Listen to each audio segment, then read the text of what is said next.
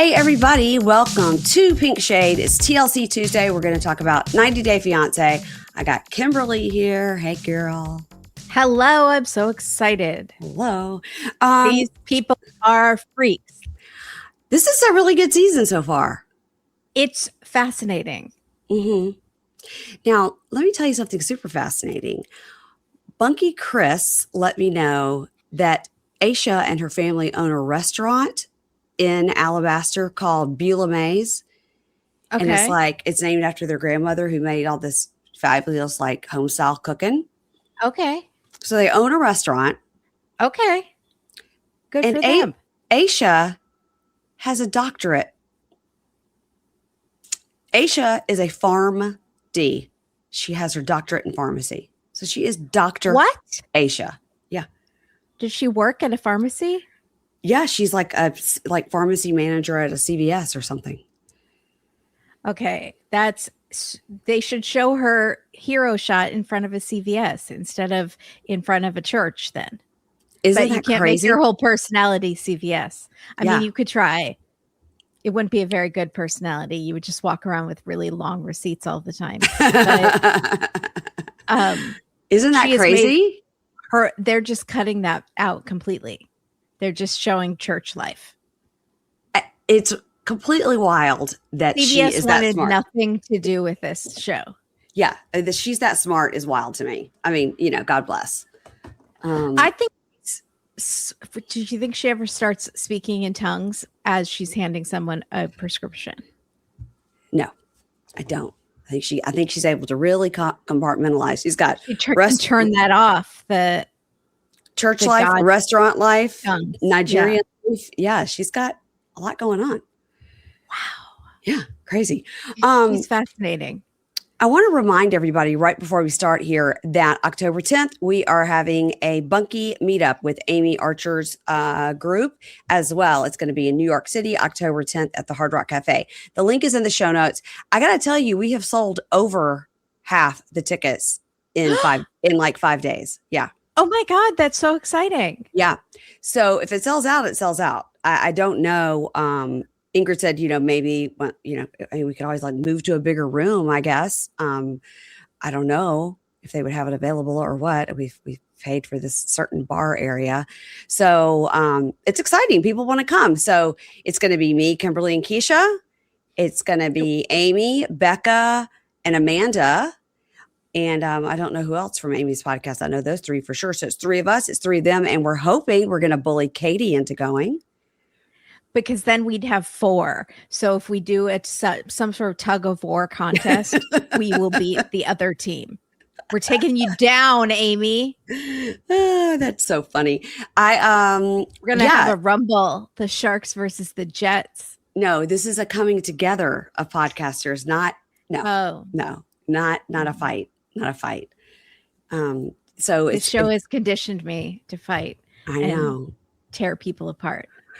It's called LibraFest. The merch is really cute, and you can get the logo on various color t-shirts or various color sweatshirts. I'm sure we'll be getting out stickers and stuff, but the logo is really cute. Amy's got a guy that does great merch decorating, and I'm wondering if I should hire him. He's great. He's really good. So that's that. Do I need to buy a ticket? No, you don't need to buy a ticket. Your name is on the logo. Thank you. Okay. Yeah. Because I would. No, it says on the logo, Pink Shade and Little Miss Recap. And then down it says in tiny letters, A Date with Dateline. Libra Lounge with Keisha and Murder She Watched, which is Amy's other podcast. It's like Pink Shade, A Date with Dateline. Well, listen, it is a Pink Shade. Fine. Little Miss Recap meetup. I'll take it. I'm grateful to be on there at all. We're very, very excited. So I did send Catie a separate text letting her know. She did not respond to. Absolutely not. Absolutely no response. But I did want to make sure she knew that she's not an afterthought. If you're invited, she's invited. Yeah. I will reiterate too. Okay. We'll see. Our fans have started to bully her into coming. So. Okay. That's amazing. Yeah.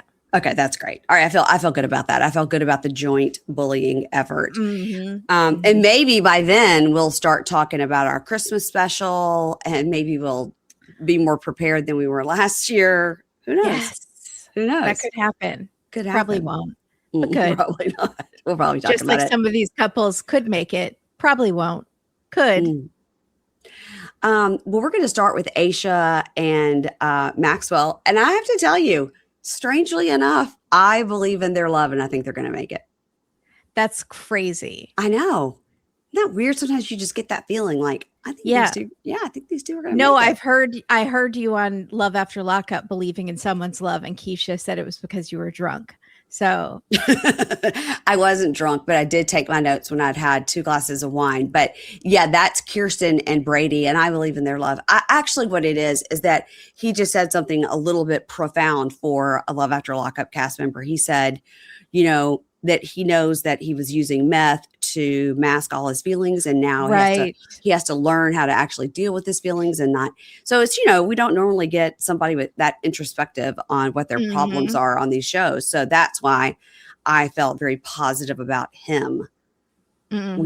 We shall see. He's already talking about how he's worried, how he's going to relapse. So, oh, great. I could have been excited for no reason. I had something on my hands here and just stuck my finger in my eye, and boy, is it burning. I don't know. Oh, no. What was it? What was it? Oh, God. I don't know. Because I don't know. Well, I just did makeup, and I, did makeup with my fingers. So maybe I just stuck my finger in my eye with makeup on it. It's okay. It's starting to get better. Okay. This is the podcast Mary Payne goes half blind on the air. Yeah, I had that one time where I had like some sort of like stroke out situation on the air where all of a sudden I lost vision in like one half of my eye. Like I could only see out of a little pinhole on the left. And I was like, let's keep going. And I kept having to like turn my head to be able to see what was on my screen. And somebody or a monkey wrote me, and we were joking about it. And I was talking to Keisha, and somebody wrote, because I said I'd had a headache earlier. And somebody said that it was like a migraine, like, it was the headache came first, and then that weird stuff came. Yeah, because I was like, I don't feel bad. Like I have a little headache, but I don't feel bad. I could see out of one pinhole in my left eye, and then it eventually went away. That's terrifying. What is going on? I don't know. And it was your aneurysm. It was right after I took one of these Vita Energy things that you sent me. Did you blame the man? Mm-hmm. I did. I said it must have been. I must have had too much caffeine, and my head just couldn't take it. Or I injected something in there, like, and tried to poison you, like Misty on Yellow Jackets. When's Yellow Jackets coming back? They keep teasing it. I know. I think it's not till the end of the year or something. Really, yeah. They keep teasing it. I know they keep putting out old clips, and I'm like, oh yeah, new clip. No, quit trying to mess with me.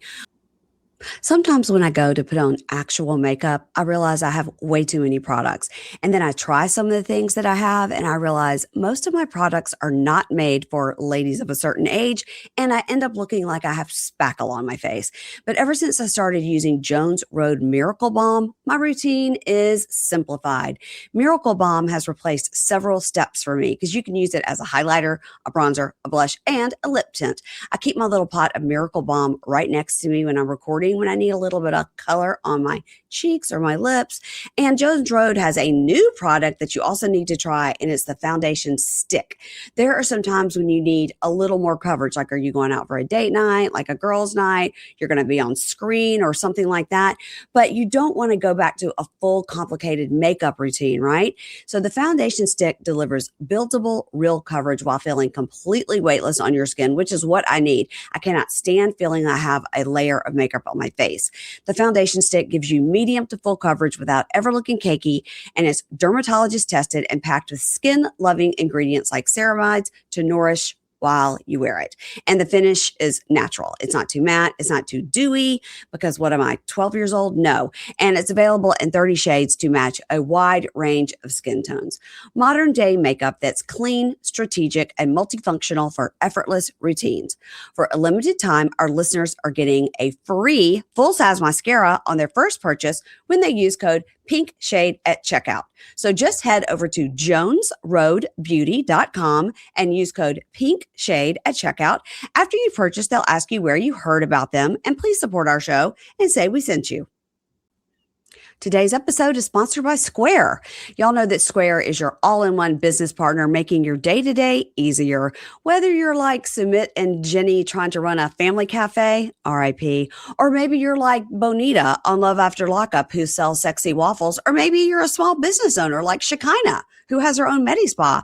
If any of these people are using Square, it's going to be easy breezy. Like I know when I go to a shop or a restaurant and they whip out that Square reader, I know it's going to be quick and seamless. My sister has used Square for years for her small business, and I know she loves how easy it is. So Square is really designed for businesses at every stage, whether you're just getting started like the Family Cafe, RIP, or looking to grow. Square gives you the tools to do both. And right now, listeners can get up to $200 off the Square hardware when you sign up at square.com/go/pinkshade. I'll give you a great Square example. So I'm at the beach and we love to go to trivia night and bingo night, and the staff uses Square. It's great because the bingo staff, the serving staff, they can focus more on providing so much fun to the rowdy bingo players, not me, of course, but rather than dealing with the complicated transactions, they just give us the Square reader and we're done. It's easy and I love it. Square keeps up so you don't have to slow down. Get everything you need to run and grow your business without any long-term commitments. And why wait? Right now, you can get up to $200 off Square hardware at square.com/go/pinkshade. That's SQUARE.com/GO/pinkshade. Run your business smarter with Square. Get started today. Okay, so Ashia and Maxwell. So in the talking head, he says they're together, and he says it's been a long 8 months. And she said, when we first got together, we promised it would be only every 5 to 6 months, but the visa started moving so fast, so we just thought, why book another trip, because he's on his way. And he goes, oh, I just think of things all the time. I just want to see her in person. He's like kissing her hand, and they're a beautiful couple. They're a good looking couple for sure. Yeah. So they're driving around, and is her mom's name Juliet? I don't know, but she looks like an angrier Taraji P. Henson. Okay, I can see that. I'm just going to call her mom because I think her name is Juliet, but I don't want to say it wrong. So she's saying to Maxwell, well, I can't wait to see your parents. And then she's like, when are we going to see Maxwell's mama? And they say, soon, it's going to be today. And because she's like, I've been in this car for a long time. So then Maxwell tells Ashia to put on a sweater so she can cover her body. And she has on like a tank top and some ripped up jeans. Yeah. And the talking head together, she goes, oh, he always wants me to be sexy. But then the family needs me to cover up. And then I got to be comfortable. How can I be sexy and comfortable and conservative all at once and in this heat? You got to get some breakaway pants, like a male stripper, and maybe a dickie that covers cleavage that you can rip off to show the cleave once the parents are out of the room. And then the second they walk back in the room, you put it back on. It's a lot of work. I think just a sweater is good enough. She has a body built for sin, though. Those boobies are hard to cover. That's going to be sensual any day. She looks good in her new confessionals where she's in sort of like an African print dress. And yeah, she looks good. So his parents, Clement and Maria, they greet them, and then we find out this. I thought you meant, sorry, his mom looks like Taraji P. Henson. No, not her mom. Okay, I didn't understand that because I was like, I don't think her mom looks like Taraji P. Henson, but I was going with it. His mom. That's who I thought you were talking about. She looks like an angry Taraji P. Taraji P. Henson. Do a side by side. I know I'm right. Okay, I'm sure you are. So Clement and Maria, his parents, Clement and apparently angry Taraji P. Henson, Maria, greet them. And then we find out. Still beautiful. I mean, like, they're good looking people. It's the whole family. The whole family His is sister, attractive. Beautiful. Like, everyone's good looking. The kids are cute, everything. Yeah. But we find out this is a big apartment that they rented for the whole family to be together. So this is not where they live. We had thought they were bougie, but we don't know what. We don't know. But it's confusing. So I don't know if this is like a 6-bedroom apartment or what's going on. So Your Airbnb radar was a little off, I feel like, because usually you're very good at that. Well, I mean, he came down the stairs and said, I'm going to pick them up. Hey, mom. Hey, dad. She was cooking in the kitchen. Yeah, it did feel like they were nesting there. We only saw it one time. So, yes, my Airbnb radar was off, but I didn't have any reason to think it. Right. So she admits I'm not blaming you. Okay. So they give Ashia and her mom some cola, Kola, to officially welcome new people. And Maxwell says it gives life and abundance. And then I looked it up. Cola most commonly refers to the cola nut, the caffeine-rich seed of the African cola tree with a C that historically served as the namesake and original flavoring for modern cola soft drinks. Also, can you make cocaine out of it? Oh. From the cola tree? No. Maybe. I don't know. I'm just glad it wasn't, because when you started saying cola, I was thinking, oh God, it's from the colon of a goat or something. Because sometimes they do that on this show. Yeah, they trick you. But this is a cola nut. So, in the talking head, the mom is Maria, says, Maxwell is the first son. So that is the most important person in our life. So he needs to attract a good wife. And love is blind. When you love someone, you behave as a fool. And that is what is going on. Oh, she has negative thoughts already. Oh, God is not with this couple. So let's be reminded. He's 28. So they are probably like, get on it. He's very late to start a family, I'm sure. Yes. And, she's 38. So probably they're like, why are you with this oldie, Right. Yeah. At least she can still have children, we assume. Yeah, she's not assume. 58. Right. So they go up to the bedroom and oh my God, I was like, what is this place? And that's going to be her room. It's incredible. It's beautiful. Also, why are they doing this? Do we think this is a good idea? We're all going to be in a home together like the real world and mesh the families? Yeah. But she's only there 10 days. So what could go wrong? So a lot goes wrong on the real world in the first 10 days. It's true. It's true. So he says, I told my parents I was going to be staying in this room with you, basically. And she goes, oh, no, what'd they say? He said, well, they started preaching and said, it's not right because we're not married. And she goes, that's right, sweetie. And he goes, what? So obviously, I think they've already slept together. And he's like, what? 1000%. She's like, this is on camera. My church brand needs to stay pure. That's right. She goes, that's right, sweetie. And he goes, what? Are you serious? She goes, yeah. He goes, okay, well, then you can't come to my room either. That applies to my room. You can't come to my room. And she goes, I love your jokes. Anyway, she says, how do you think things went with your parents? He goes, oh, I think things went well. And she says, what else do you have planned? Just dinner? And he goes, dinner and the kids will come with Blaze and Mercy. And she goes, no. You already know. I don't want everybody in our business, sweetie. No, sweetie. Okay, it's interesting that the sister's name was Blaze, Blaise, because that is Kobe's last name. Oh, yeah. Also, sometimes the first name in an 80s movie, and that's the bully at the school. Yeah, but that would be I think I'm thinking of Blaine. Yes, there's a lot of Blaines. Pretty Pink, maybe. Yes, that's James Spader, always.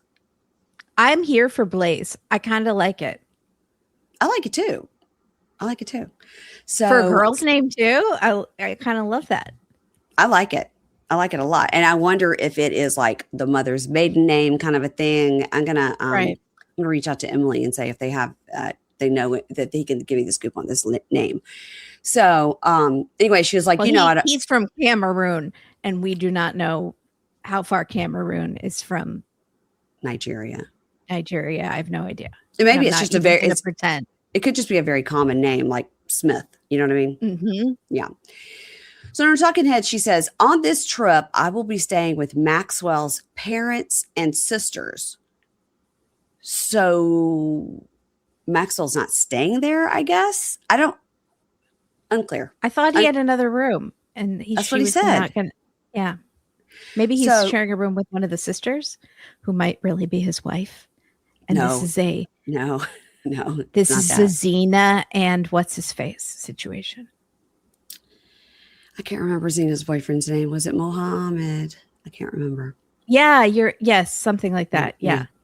That's something like that. Okay, so Maxwell, she says Maxwell's sister Blaze is like a PI. She just dig and dig and dig and dig and dig until she finds something. And that is what I'm worried with about her. She is going to question me to death. Ibrahim. Abrima. Online it says Ibrima, but she never pronounced it correctly. Abraham. Yeah. So Blaze walks in and greets her and the parents. And they're like so happy to see each other as if they're best friends. The talking head Blaze says, this is my first time meeting Ashia face to face. And in our culture, we really value first sons. We don't joke about our first sons, and anything that will try to take them away from the family, we will fight against it. Oh my God. Okay. Well, she has God on her side, bitch. So you better step up with the devil or something. Oh, I wonder if they know she does all this nonsense. So Maxwell, Ashia, and mom, whose name I think is Juliet, greet Blaze. Blaze hugs Ashia. Then they all sit down to eat, and they're showing mom how to wash hands in the bowl. They have a bowl on the table that you wash your hands because they're going to eat with their hands. So they want their hands to be clean right before they start to eat. And Maxwell's telling her, don't chew. It's like look like a mashed potato pasty kind of thing. And he's saying, you just do like this with your hand. You put it, you don't chew, you just swallow. She's like, huh? And she goes, now we're used to chewing. And he says, okay, but you don't chew this. And they get her off on the side and ask her, now, how did you feel? Because it's this like that had the cola nut. And now we've had this. She goes, I do not like Nigerian food. No, I do not. And poor mom's been hungry since they left. She got a donut at the airport and she's starving. She's so hungry. So she's a tapeworm. Then they start talking about cooking. And Maxwell's dad says, men don't enter the kitchen. And Ashia's like, what? Okay, all right. And they're like, I hope you can cook. And she says she can. And then Blaze says, how many kids do you want? And I think she's asking because she's 38, she says, 2. And she says, why only 2? She goes, it's expensive in America to have kids. And Maria, the mom, says 2 is unacceptable. And dad says, I would prefer 4. Okay. It's not your body. So talking head mom, Maria says, I do not accept the 2 children. Maxwell will talk to her and she will realize her mistake. Oh my God. Okay. Okay. They're forceful. They're strong. They're strong. Now the other sister's name is Mercy and she doesn't talk as much. Blaze, much like Mercy on Plath. Yeah, right.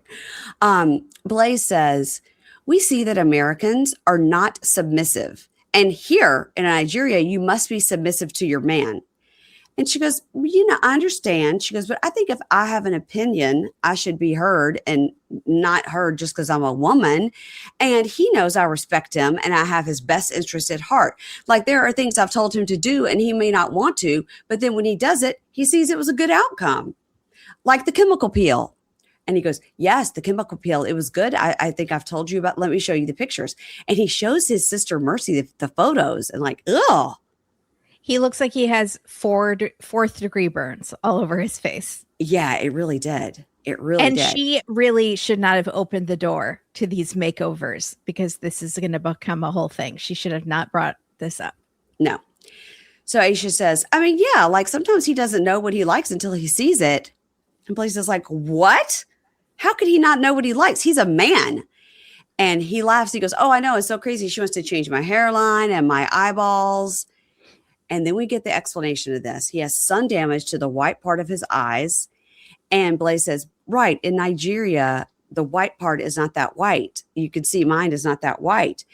And Ashia explains, well, the eye will protect itself from the sun and grow like a skin over the white part or the pupil. And his has already started on the white part. So he needs to get that fixed.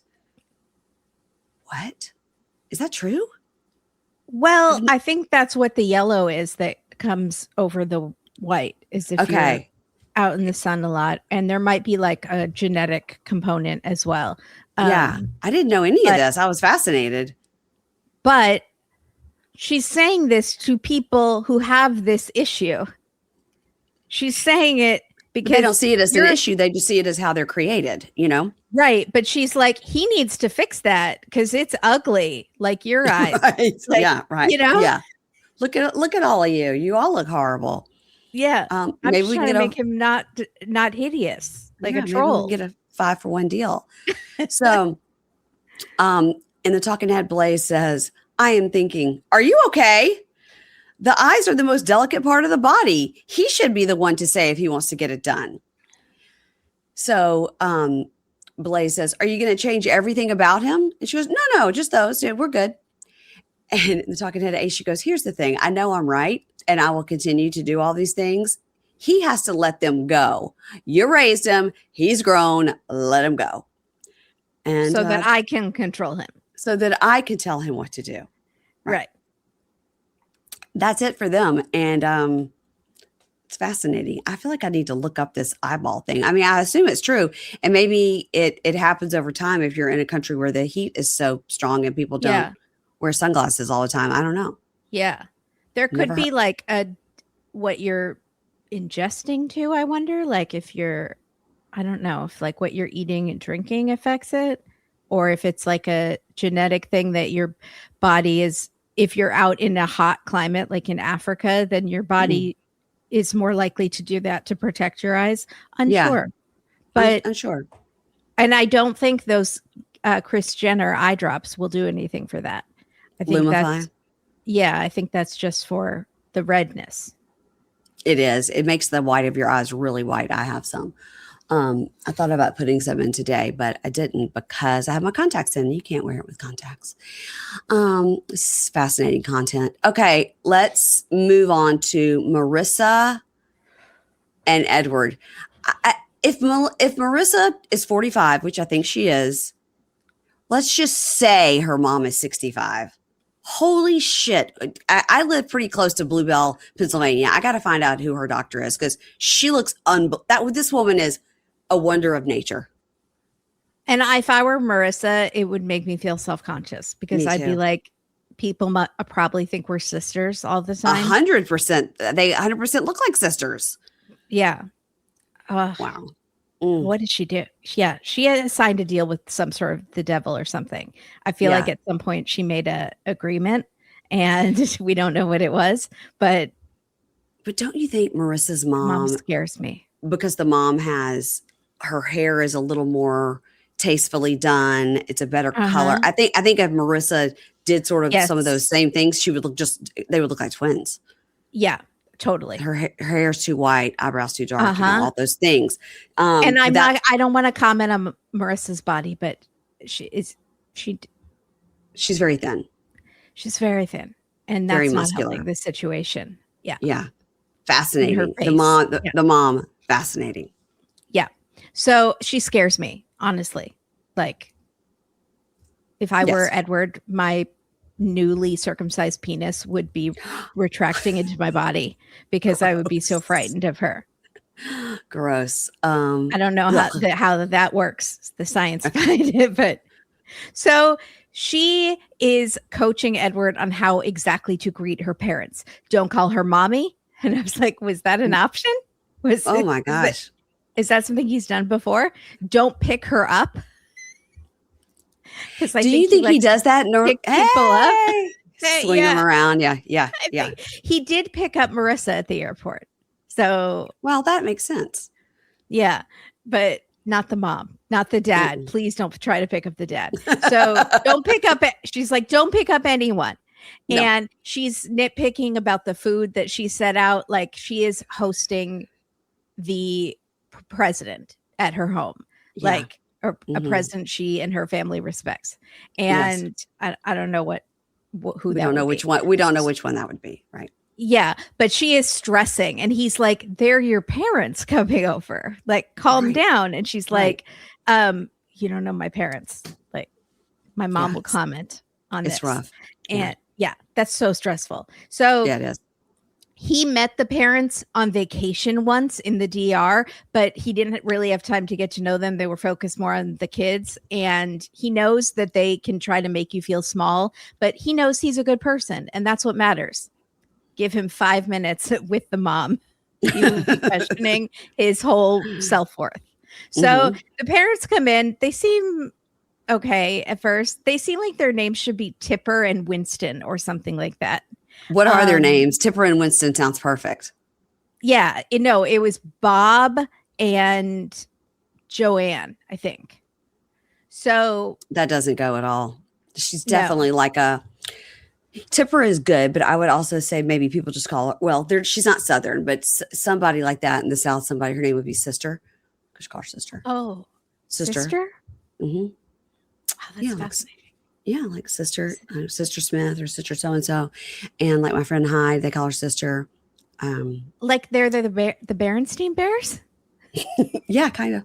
Yeah, people in the South they do that. Like they call it a nun. A nun. My mom has a friend named Sister Simmons. I mean, her name is not Sister, but they call her Sister Simmons, and she's Sister. It's not like a nun. It's just not a nun. No, it's just somewhere growing up they started calling her Sister because she was a sister, and then now everybody calls her Sister. I don't know. It's a Southern thing. Do they do it with brother? No. Huh. Double standards for women. Yeah. Always. I think it's cute.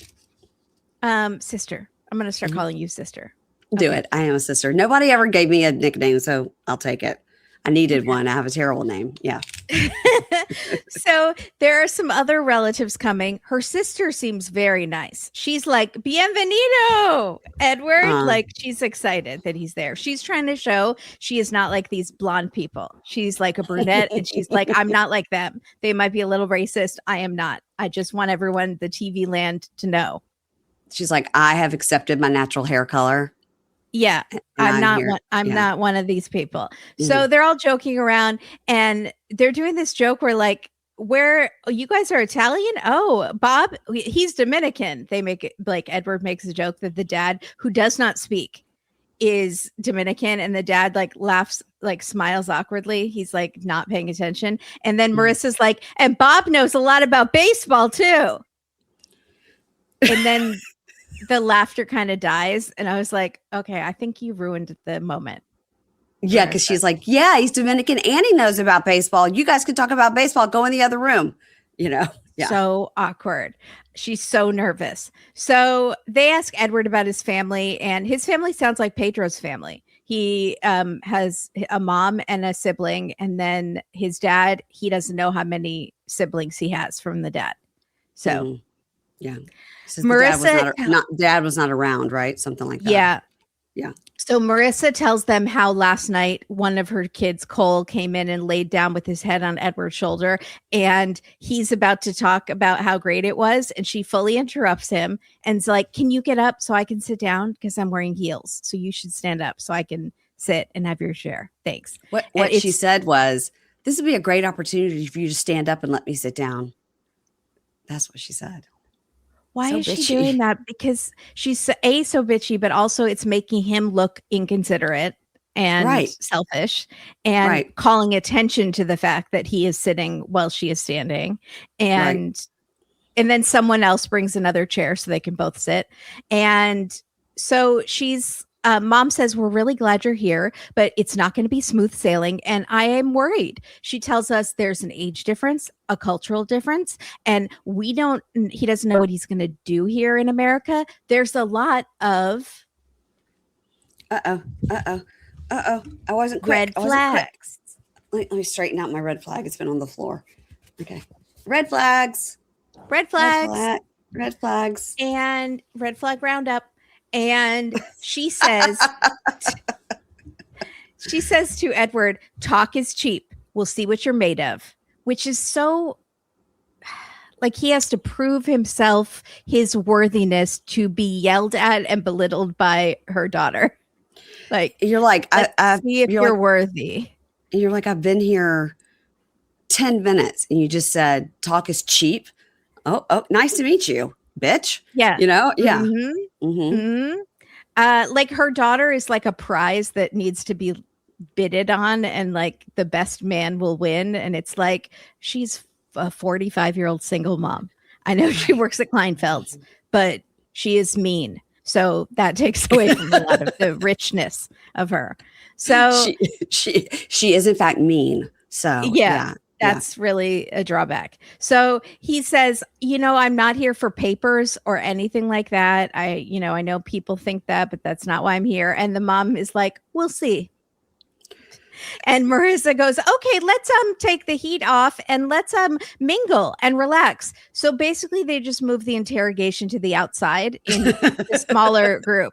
They literally break up into discussion groups, and that discussion, he winds up in the same discussion group as the mom again. So it's now going to be grilled on the patio by the mom. So he's like, this doesn't feel good. I know Michael tried to warn me about this, but it doesn't make me feel good. And now he's questioning his self-worth. He's like, even though he has said more than once, I know myself. I know I'm a good person. This is not going to bother me. If we 20 minutes, he's crumbled. Yeah. Yep. That's what the mom does. That's her special power.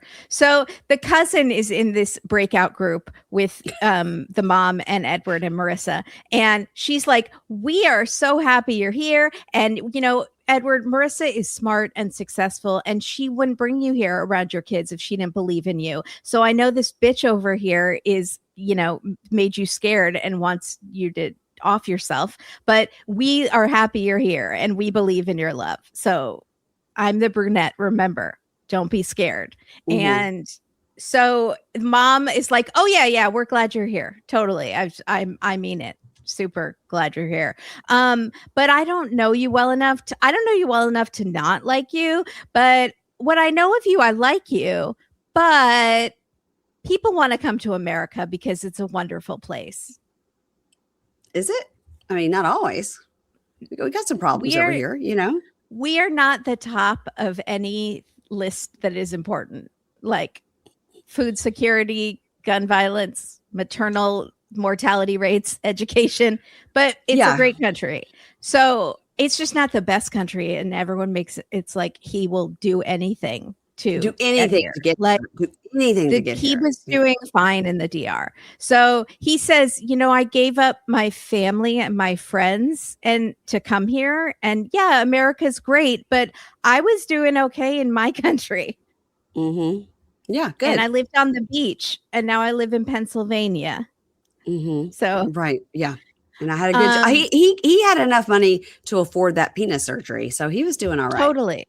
Yeah. So the mom says, my daughter is beautiful and has a heart of gold. And he says, yeah, she's the most amazing person I've ever met. And she goes, so what is it about my daughter that is so special to you? Make a list. And because she's a prize. And he says, I've been through a lot. I learned what I want in a relationship. I want respect and loyalty and trust. And the only person I've found that with is her. She's my person. Respect? She doesn't act very respectful towards him, in my opinion. No respect, but she's loyal. She's probably not going to cheat on him. I think he's been cheated on before, and that must be what he's talking about. But Marissa is like, I'm nervous because that answer sounded kind of macho, like he wants respect. And I don't know if my mom's going to like that. And that's not what I would have led with. And I wish I could have written out these answers ahead of time for him on little flashcards or talked into his ear secretly into a microphone and told him what to say. So mom says, well, so far your relationship has been on vacation. You only have 90 days. You're going to have to learn new things about each other, and you might not always like what you see. She's kind of a bitch about the pillows on the bed, so we'll see how you like that. And so we'll see how you do. And he says, I'm going to do everything I can. And she says, that's all you can do. And mom says to us, we'll see. My daughter is extremely strong, and relationships end sometimes. They begin, they end. It's what happens. And if it does, she'll survive. If she leaves him, she'll survive. And whatever, it's fine. And then so mom says to him, well, I pray it works. And let's pray that God is with you and God's will is done. And I was like, are you Ashia all of a sudden? I was like, that we just took a left turn into church. Yeah. Wow. Very bizarre. And so that was it. Yeah. Yeah, she was right. Her mom is a piece of work and dad just knows better than to speak. So, exactly. Yeah. Mm-hmm. Bob knows best. He's hiding in the kitchen. Yeah. So Winston. Winston and Tipper. It's funny. Okay. Shea and Annabelle. So Annabelle arrives home from her mani-pedi spa day, and he's like, "You feel better? You still upset with me? Still mad at me?" So she goes, "I feel better. Angie told me the truth about you and her, but we still have the problem because of Nicole." He goes, "Here's the thing, though. You know, Nicole, if we run into her or she pops up, I'll take care of it. Don't you worry about Nicole." And she says, "Okay. I will accept your apology." Because you accept my apology. That's great. And then I knew that spa day in a closed room with no windows would be the answer. I knew this Paducah, Kentucky spa would be the answer. So did you notice there were no windows? It was the fumes are really going to get to you. It was looked like somebody's basement. Back room. Yeah, it really did. It looked like a basement. Yeah. So talking it together, she says, "I don't know what to tell you. You fucked up. I came here for you and you need to be on your best behavior now. I'm going to be your wife." And he goes, "I will definitely work on it." And she goes, "No, I'm not kidding. This is my rule. If you disrespect me again, I am done and I'm leaving." And he goes, "Don't worry. You're the boss. You're the boss, babe." And she goes, "Yeah, I am." He goes, "That's right. You're the boss." She goes, "I am the boss." He goes, "I got it. You're the boss. I'm the boss. We got it. She's the boss." Oh my God. They said it 6 times. But he's definitely just appeasing her. Definitely. And he definitely is going to do it again. Yes. So then she says to him, "You have gained a lot of weight since you visited me. You need to lose weight so you have better sex. I'm always on top doing all the work." And he goes, "That's not because I'm fat. That's because that's the way I like it." And she's like, "Oh my gosh." So I can't. He's starfishing. He's a starfisher. He is, like they said on Last Resort, dead cow. Dead cow. That's dead cow. Dead cow.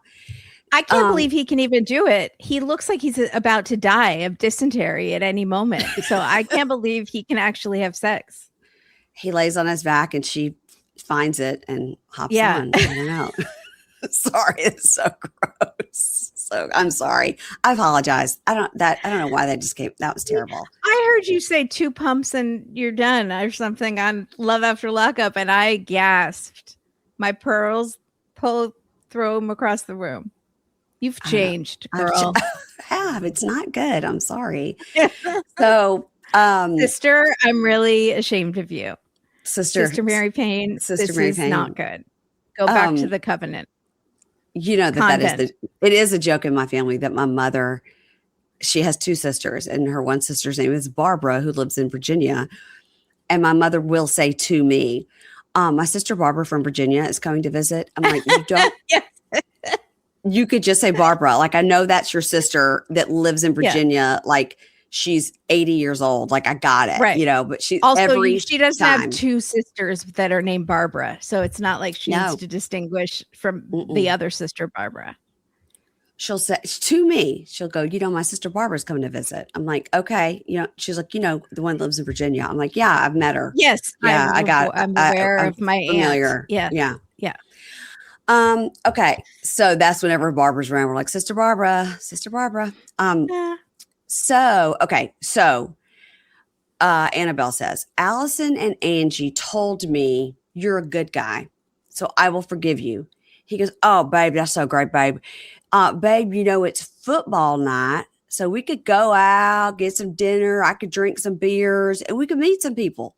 And she goes, no, I do not want to do that. We'll stay home. And he goes, how about we go out tonight for football and beers and we stay home tomorrow? She goes, no, you're staying in and we are drinking herbal tea and doing yoga. And he's like, huh? So they get on the floor to do yoga. And she goes, okay, just pray. And he goes, I'm praying for a beer and a football game. That's what I'm praying for. And so she's trying to get him to like stretch and like just pull back and forth and do like meditation. And he goes, babe, I'm so glad you forgave me. And she goes, shut up and meditate. And then she leaves him on the floor and he can't get up. So nope, he's down. She's for like, the count. I'm not helping your fat ass anymore. I've come here to whip you into shape. Right. She is like, the first move was this, just raise one arm above your head. And he's like, and she's like, that was hard. That was it. Okay. That was too much for you. Okay. Well, he said that, and I don't know how many years, I can't remember how many years. It's been years since they've seen each other. So I guess he was thinner when he went there and he came home and just blew it all out, like waiting for her to get there for 2 years or 3 years or whatever it was. I'm sure he was already size beautiful when he was there last time, and he's just become even more fluffy. So yeah. And so in the talking head, Shea says, she's given up a lot to be here. So I may have to give up partying and women. It's a two-way street. I have to do anything to make sure she doesn't go home. All right. That's the attitude we like. Good job. Yeah. It's not going to last. Let's go to what I thought to be a very weird interaction with Thomas and Paula. Oh my God. I found this. I felt like, did I miss a scene? Did I like go to the bathroom and miss a scene? Because it's like they were fighting and then all of a sudden they were walking and he was crying. I was like, what happened? Yeah, it was very bizarre. They're a weird couple. So they're going on a hike / walk. He's wearing jeans, so unsure. Yeah. So she's still mad that he glued her perfume shut, as we all are, because that's not reasonable. Also, how did he have no allergic reaction when he took the lid off to glue it shut? It wouldn't the glue smell is pretty strong as well. So she says, we have hung out with many people wearing perfume and he's never said anything. He's never had a reaction. But with me, he's super allergic. I think it's a way for him to control me. And I don't like it. Yeah. And so in the car, I'm going to piss off that one listener of yours who wrote that you can have invisible reactions to perfumes. Yeah, there was a listener that said that, that I think she is very affected by perfumes. And she says, you don't always see it. Can't. Yeah, he could have had headaches or, I think she might be right, though. It is like a control thing. I just don't. And I believe your listener 100%. Of course. I don't know if I believe him, though. That's the point that we're trying to make. Both things can be true. Right. It can be a real thing that happens, but that doesn't mean it's happening to him. So in the car, he's like, I don't feel good. My nose is running. I don't normally feel like this. My throat is itchy. My nose is running. I have to keep blowing it. This isn't normal for me. And she's like, okay, bear in mind, we've not seen him blow his nose. Wipe or anything. No, nothing. Wipe it. No Kleenex, not sniffing, whatever. So I lost Mary Payne. She didn't text. Here I am. Sorry. There she is. She's back. Yeah, I was messing with the settings because I felt like you're doing a little lag. So I was just looking at the settings while you were talking. And then I guess I just closed completely out. Hi, everybody. Yeah. So sorry. We're talking about Thomas' fake reaction to perfume. Okay, continue. Yeah. Continue. Okay. So she's like, I can't handle with you this double personality you have. And he's like, listen, I'm just having trouble just getting through today. This is a hard day for me. Can you just go easy on me? What's so hard about it? I don't understand because like maybe he does have invisible allergies, but a woman who was in active labor would complain less than this. I complained less than this when I had to go to the hospital for constipation. So, and I just said it. So now everyone knows, but deal with it.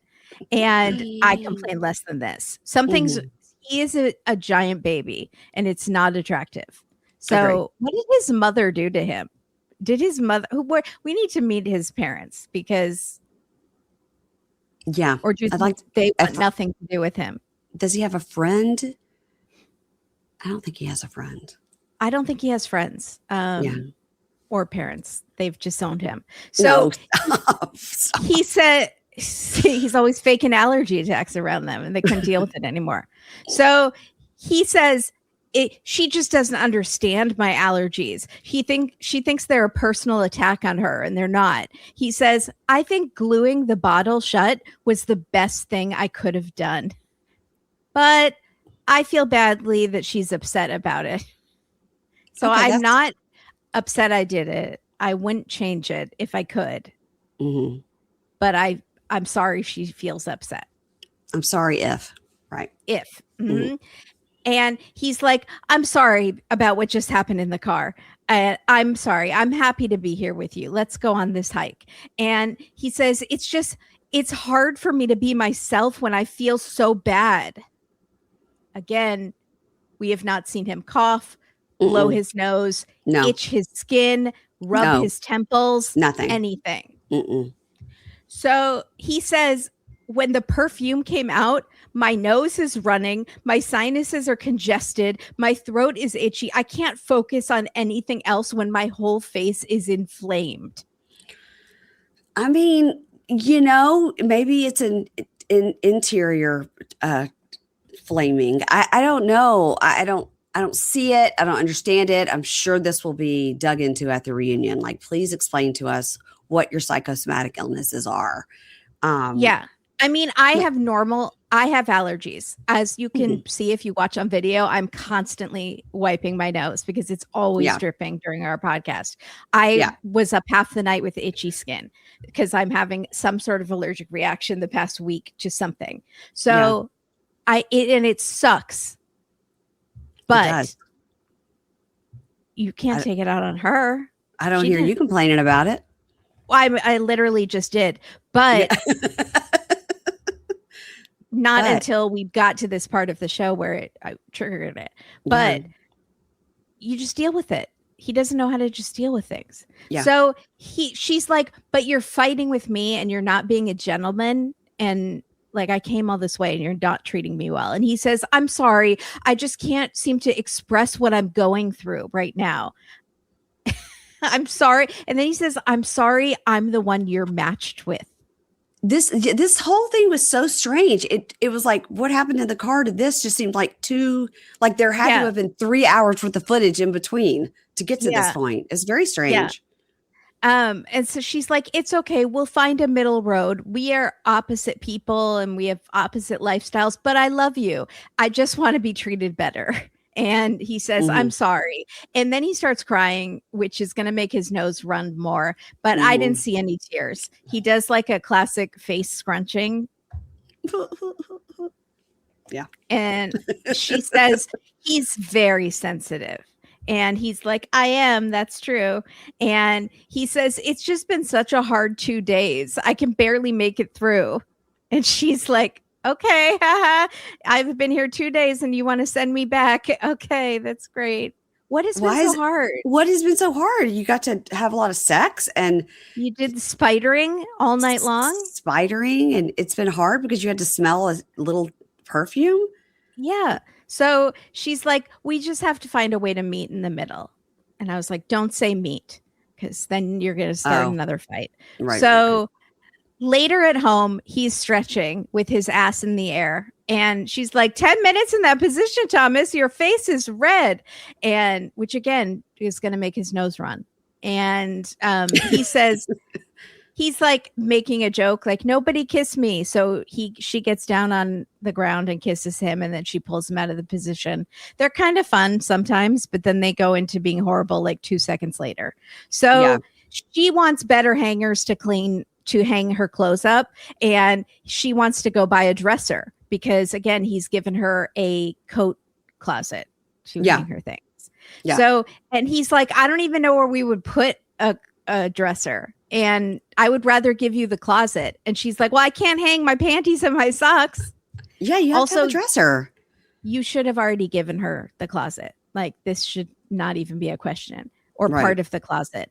And she says, he's never lived with a woman before. I need to educate this little baby. What is he? Where is his like underwear and socks and small things? If he doesn't, all his t-shirts are hung up. Like, what are we doing? Well, he pulls out one of those foldable cubes. Yeah. And he's like, I cleaned out this bucket for you. It's not a bucket. It's a foldable cube.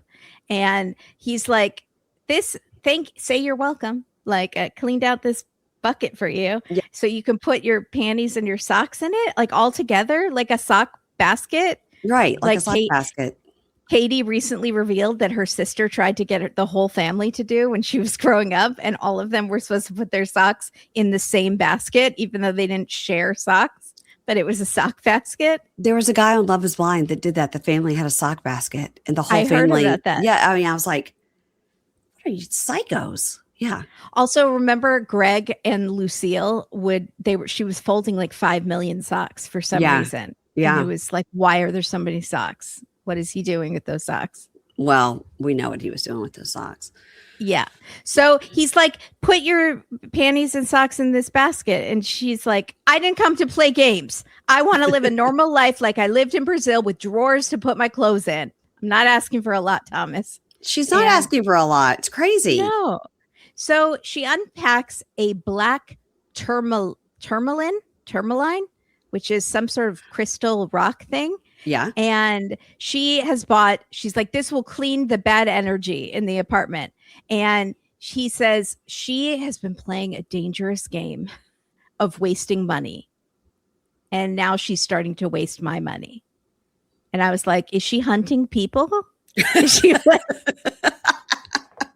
why is it so dangerous to buy a big crystal? Yeah. It's playing a dangerous game. And like, he's going to do something about it. He's just going to whine and his voice will get really high. So she says she invested $250 in this rock, but it's an investment that will give us a return. Try to be magical at least one time, because I'm doing all the work and manifestation all by myself, Thomas. Try to be a magical being at least one time. Oh, it's so funny. He's very into yoga, so it seems like this is not an illogical step for him to also be into crystals. But he's also, we know, like an aerospace engineer, so he's too science brained for that. Yeah, yeah. So he says, "I'm spending thousands of dollars on real things." I don't know what he's not. What are those? Where? Not a couch. Yeah. So, not a table that you can have a chair at. This is a bad investment, this rock. And she says, you have your rollerblades. And he says, those get me places. They save on gas money. Are you commuting in your rollerblade to work? Oh my God, I would die. So she says, my manifestations are all the hard work that I am doing. I have created this. I show you a totally new world. When I met you, you only ate rice, banana, and meat. You was dry like a grape. like sucks. So at least say thank you. Wow. So somehow she has made him add more foods to his diet through her manifestations. And yeah, he's got something going on where he ain't right. Well, he has Crohn's, I believe he said. Okay. That doesn't make you weird. No, he's just weird. No, it doesn't. Yeah. And she's like, don't touch my rocks. If you want to lose one teeth, you're going to mess with my rocks. And she says, money is only worth anything while I'm alive. Like, if I die, what does it matter if I have $1 billion in the bank? And this is the first time I really thought, do I really want to marry this guy? He's so stupid and so aggressive. So he says, I told the government I would sponsor you, but I want to sponsor you. I'm not sponsoring your rocks to come here. And I'm scared. I got you a credit card because you need a credit card, but it has your name on it and I'm paying the bills and I'm really scared to give it to you. And she's like, he says, I got her the credit card because she needs independence, but I'm terrified what she's going to do with it. And she goes, can I buy a car with it? And he says, she goes in and out of credit card debt. And I didn't tell her, but it has a $25,000 spending limit because that was the lowest I could get. See, I think how much money does he have? He must have a lot because I also think he could very easily call the credit card company and say, I'd like for you to make this like $2,000. She can't spend more than this amount a month or whatever. Yes. Yeah. I'm giving it to my teenage son and I don't want him to spend it on a party. So she says, I swear when I want something in Brazil, money just appears. Manifestation. So nice. I'm not worried. It's great. Good for her. Yeah, oh. I know. They're fascinating. He makes me uncomfortable. He makes me uncomfortable too. He feels very like a loose cannon. Like you don't know what's going to happen. Totally. I don't feel like he's being a real person. Like, or if he is, like he's unhinged. Like, yeah, I just don't. I wouldn't feel safe in his company. Definitely not with perfume. So, speaking of unhinged, all right, let's go to Debby and Mido. So, oh boy, we start with where we left off with them having that fight at that bar on Halloween, and he's outside saying, "I've been patient with her." And the producer goes, "What happened in the car?" He goes, "In the car, I did nothing. She was crying, saying she's frustrated. She says, I need conversation. And I say, I am listening. And then she goes, no, blah, blah, blah." Wow. That's not what happened. And the producer says, "So you didn't what's your say, plan?" I am listening. No, he did not say, I'm listening. What's wrong? That's not what he said. Yeah. What's wrong, girl? I'm listening. I'm here for you. He says, my plan is just to go home, go to my country. I don't need something. I don't need something. So Astra and Laura are standing there and they're like, shit went south fast. And this is not Egypt. It is not a Muslim country. You do not treat women here like that, motherfucker. And then we see Astra's boyfriend off to the side, like, oh, Homer Simpson into the bushes, like you don't want to mess with her. And they're like, he has the nerve to treat her like that today, here and now. How's he going to treat her when they're home? He's not going to treat her well at all. I don't know what the future holds, but it doesn't look good. And Astra says, I'm very upset. Debby does not deserve that heartache.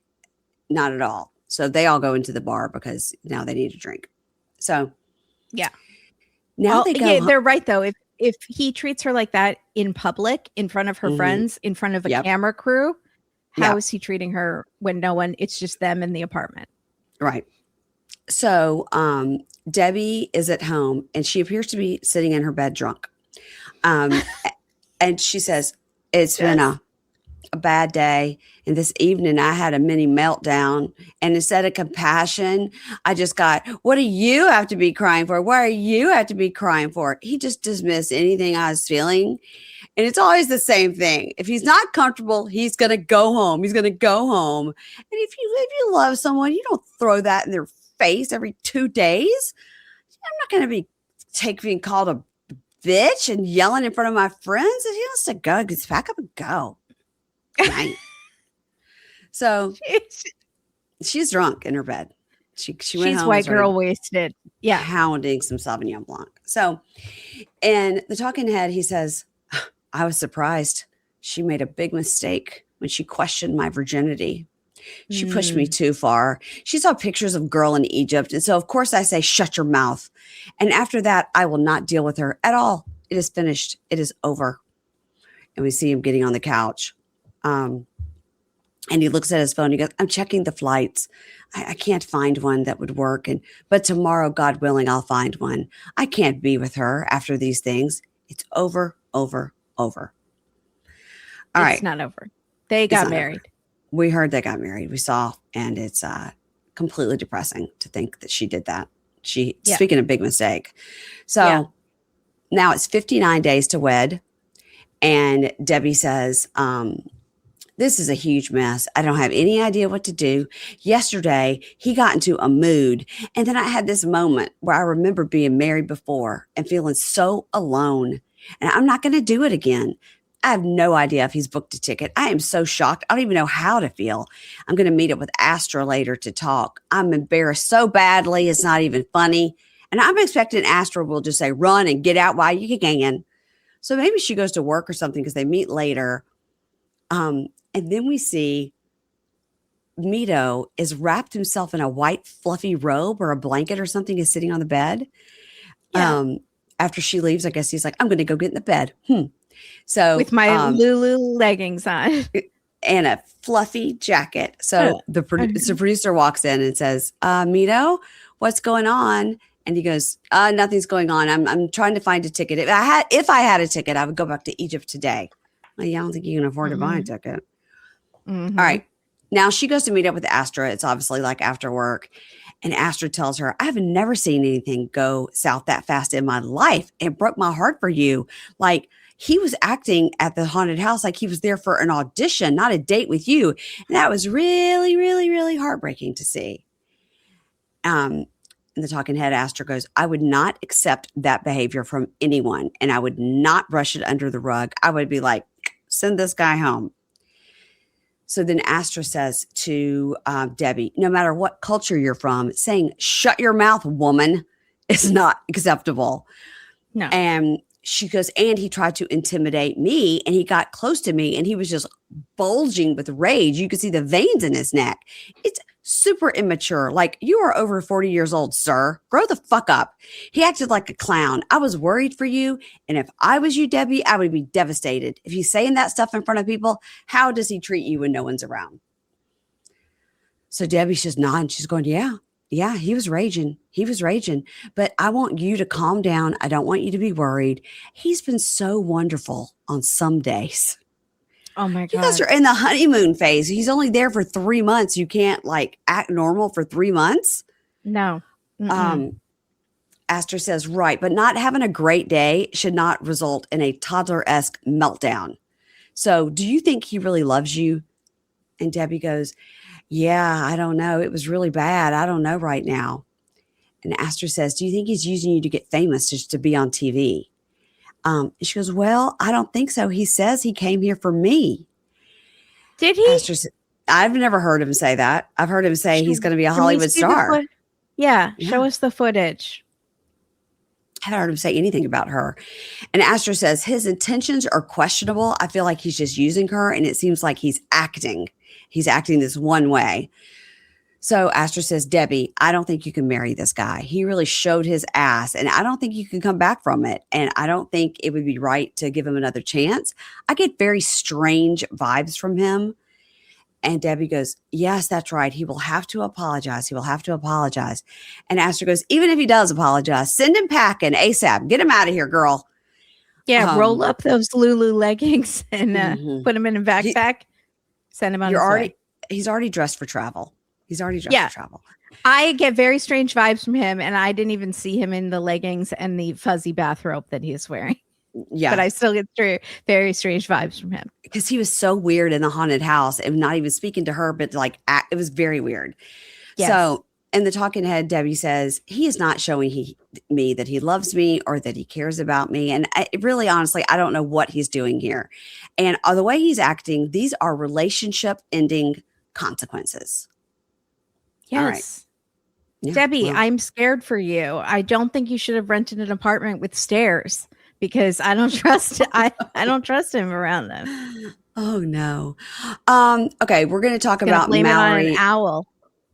We're going to talk about Mallorie and Rasit, and then we'll end with Catie and Josh. So Mallorie and Rasit, they are on the bed with all the dogs. Now, the night before was the party. He's still in his, World War II winner's shirt or whatever. It's like whatever that shirt was he had on. These people do not like showering. They don't shower before bed. They get sweaty and drink all day and get right in the bed. But all the dogs are there. And he says, I was drunk last night. That's why the dogs got to sleep in the bed. She goes, nuh-uh. I looked over. You're cuddling with Opal. Oh, that little dog with the short legs is trying to get up on the bed with the stairs. Yeah. It's so cute. It's so cute. So, and the talking head together, she goes, last night he got white girl wasted. He's like, what? And she goes, you know, like white girls, they like to get wasted. It's like white girl wasted. They act silly, like crazy. He's like, oh, okay. He says, today I'm going to have the hangout. And she goes, no, it's called hangover. And then he says, I'm going to make some Turkish food to make us feel better. And she goes, oh no, my butthole's going to hate me later. And they talk about their buttholes being on fire, which is not great. So she says, couples that talk about buttholes they last. Disagree. So I've had 26 years of marriage, no butthole talk, no butthole talk ever. So she says, but did you have fun at the party? And he says, yes. And he says, Brandy is bad. I talked to him. She goes, yeah, what was that about? He goes, I say, I don't want you to be friends with my fiance. And he didn't listen to me. He was angry.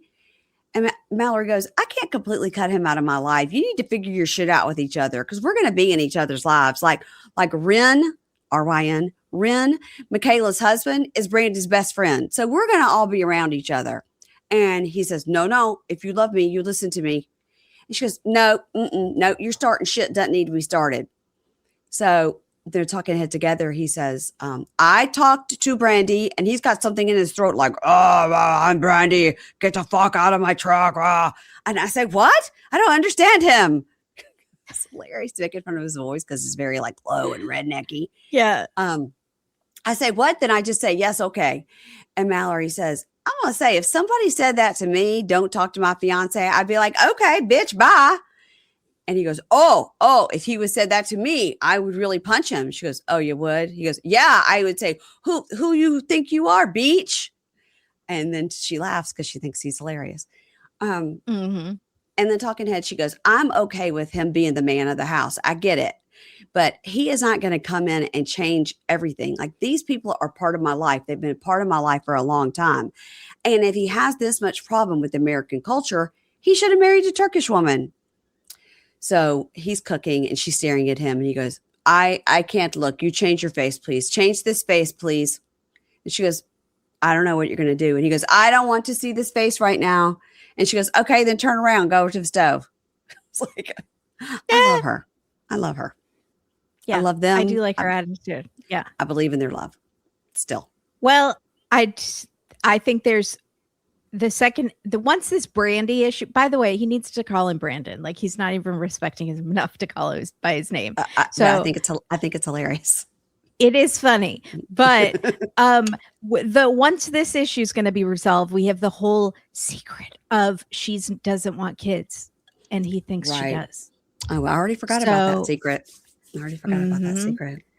Well, they brought it up in the first episode, so we think it will be an issue again. But I feel like they needed to discuss a lot of this stuff before, like who's in charge, Brandon, the whole thing. I think a lot of it is for show because I think they're pretty solid. That would make me happy. Yeah, because I think they're really cute together. Yeah. All right, let's talk about Catie and Josh. This fucking train wreck of a couple. Wow. Speaking of ain't right, she ain't right. Something ain't right with her, and she needs to get a proper diagnosis because now that you've mentioned it, I have noticed she does have a lot of facial tics and very inappropriate things that she says, and she could have Tourette's. I don't know. I don't know. Something is going on. She is misdiagnosed, and maybe we'll get to it this season because they do seem to be together, and he is on Instagram daily talking about his life in the United States, trying to be and like telling people in the comments to be nice. Right. So that's right. We'll see. He has a desk and a chair that her friend gave them, presumably for free. So he's thrilled, and she's like, "I'm happy you have a desk." Yeah, she's in a bad mood. She's being real bitchy today. Real bitchy. Yeah. So she says, "Setting up a space with someone is out of my comfort zone. I don't like living with people." And he's like, Okay, it's been nice. I guess I'll go back to England. Right. And she says it's been difficult and we aren't communicating well. And he's been frustrated by the lack of furniture and many other things. Like she says, let's not nitpick over each detail of the apartment because we're making progress. And he's like, yeah, I think I'm going to feel like really good about it. I think we're in a better place today than we were yesterday. And she goes, it's worse. And he's like, okay, well, it's worse because you got one piece of furniture and now you're a monster with your chair. So you monster for not wanting to sit on the floor when your back hurts. So he says, can you just not be dismissive and acknowledge that I've uprooted my life and moved across the world? And this is when she says, when I moved to Europe, I didn't find it that big of a deal. So it's hard for me to empathize with you. Okay. What the fuck is wrong with her? Something. And it's gonna have to come out. We're gonna have to figure it out and all will be explained. But she did not move to Europe. She traveled for 2 years as a traveling dog sitter. She didn't pack up her entire life because she left all her shit in a storage unit here. So she didn't pack up everything she had and move to another country. She just took a little sabbatical and traveled for 2 years and left all her shit here and knew she was coming back. So stop it. And could come Catie. back at any time. Yeah. Right. So he says, you went on holiday with a suitcase. I left everything. And now that I'm here, I'm not allowed to leave for over a year and I'm not allowed to work. So it's a completely different situation. Also, being an immigrant in the US is a very fragile position right now. And it weighs on me. And she nailed it. Yeah. And she goes, I think if I was in your position, I would be less stressed out. Because you don't think about the consequences of your actions. So if you were an immigrant in a country that is violently deporting people, you wouldn't think twice about it because you'd never think about consequences or repercussions of your actions. But he's a conscientious adult who thinks about these things. Yeah, right. And she's also kind of a lily white girl who doesn't have to worry about it because she's not a brown person. You know what I mean? Yeah. Exactly.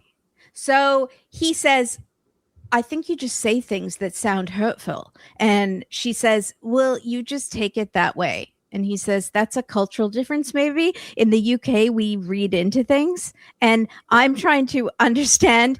No, she's just being a bitch. I'm trying to understand American ways. And you could put in a little effort to understand British ways. And she goes, we're in America. She's awful. I mean, when she said to him, I don't want to live with anybody. I don't like anybody in my space. I would have been like, well, fuck off. Why am I here? Why am I here? I'll leave. Yeah. So someone on Reddit said she drinks so much because she knows she's unpleasant person when she's sober. And now I can't unsee it.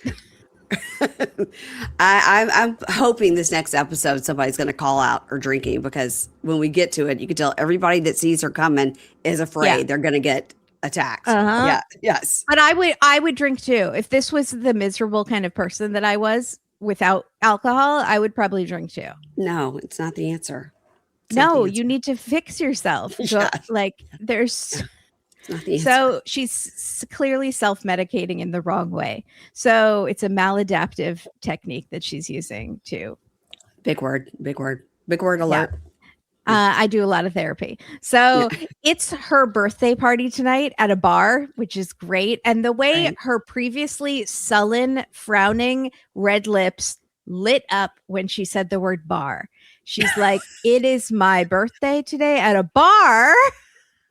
And I'm so excited. This is the first time we've seen her smile in this episode, literally. And it's go ahead.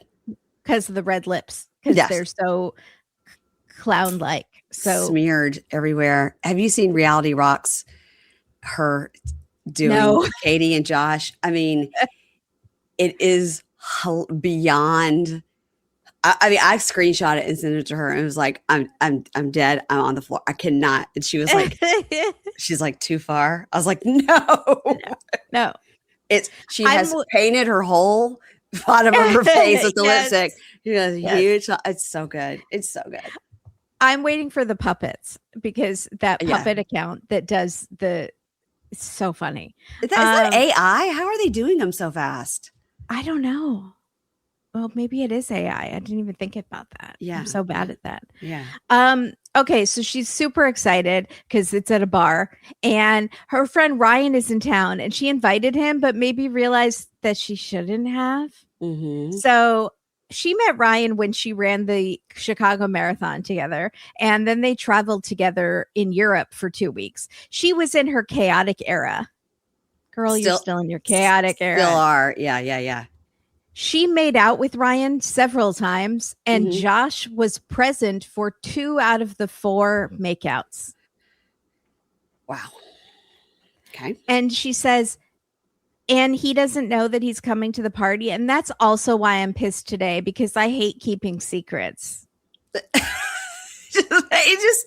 None of it makes sense. This poor girl, something is so wrong. She has got to seek some help.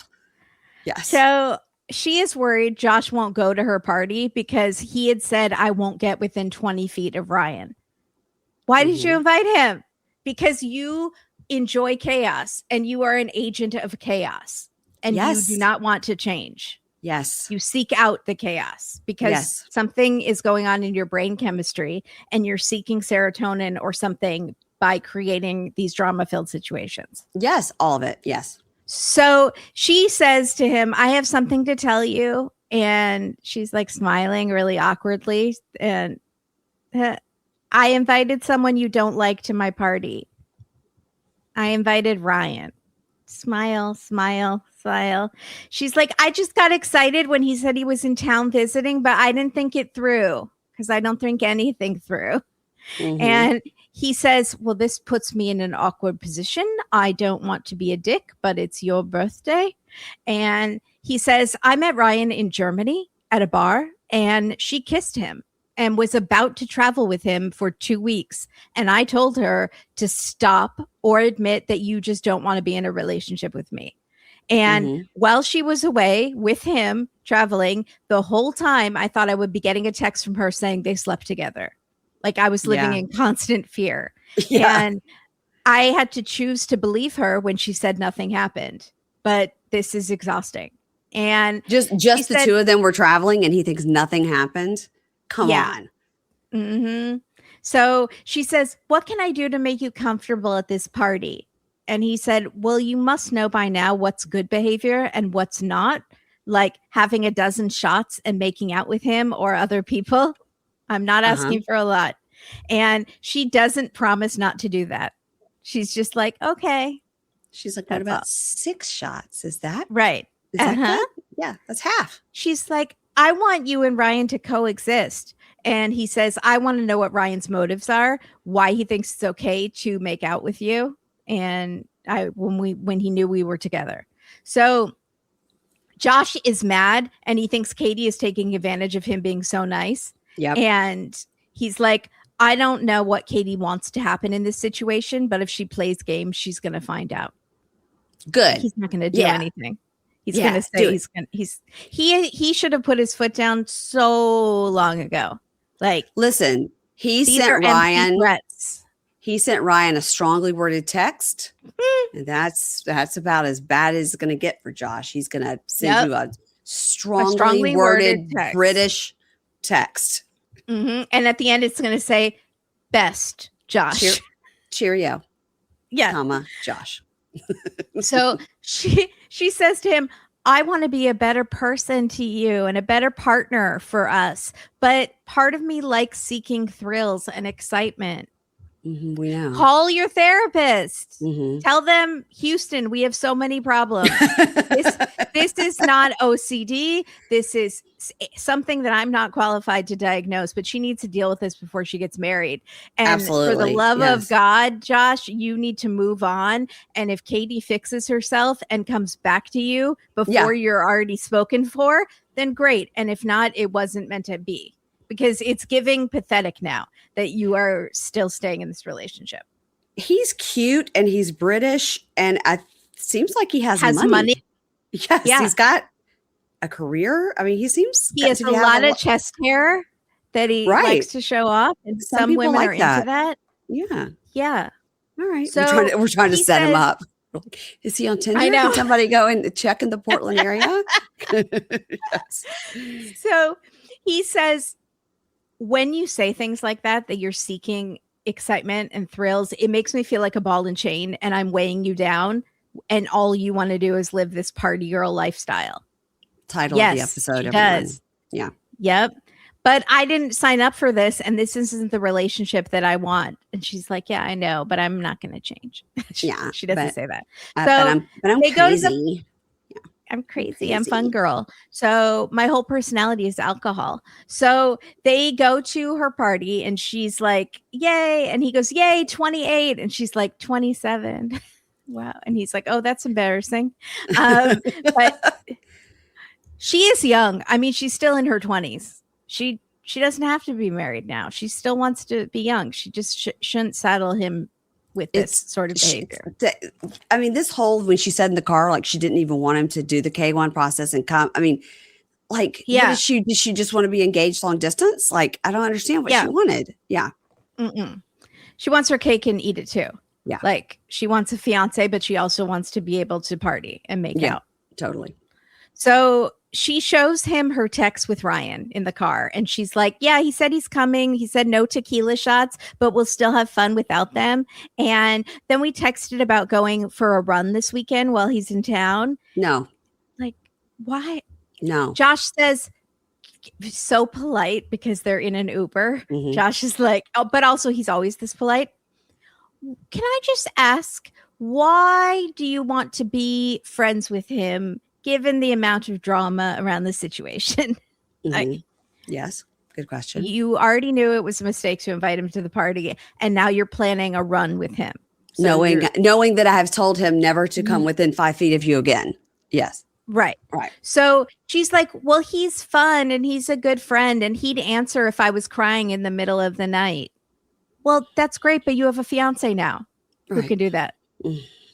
So Josh says, in my mind, our relationship should be the most important thing. And if something is threatening it, it has to be removed and like cut it out and cut out him out of our lives. And she's like, well, no, I still want to be friends with him.